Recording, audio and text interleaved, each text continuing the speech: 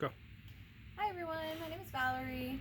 I'm a groomer. I'm just going to give you a few tips for brushing your dog while you're stuck at home during your quarantines, so that your dogs don't have to have a shave down from matting after this. So if you have a dog that grows lengths of hair, this is Max, by the way, who doesn't want to look, but if they grow long hair, you're going to want to have a slicker style brush. They come in many shapes and sizes, so you can find whichever one is your preference.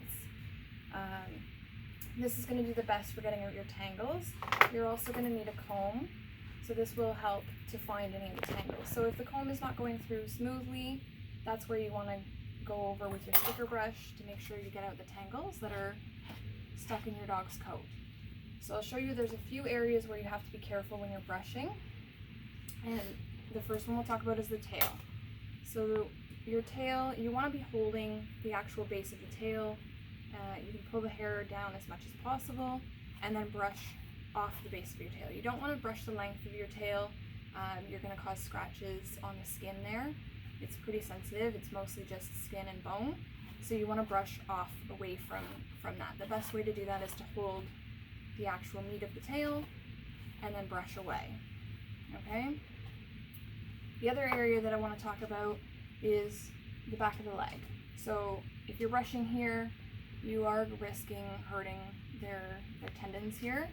So it's best if you brush towards the back of the dog instead of down the back of the leg. So brush out and away.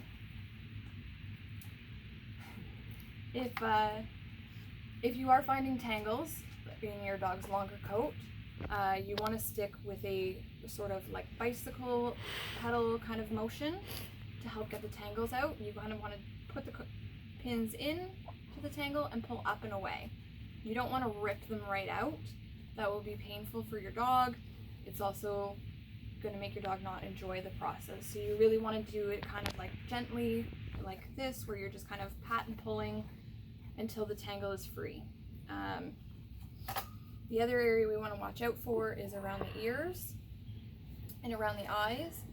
So if you comb the area where you need to work on away from the eyes before you start, and then brush lightly back away from the eye. You don't want to brush down over the eye. You'll risk scratching the eye. So that's not something you want to do. Same for the face. You want to brush down and away from the eye so that you're not scratching into the eye. Okay?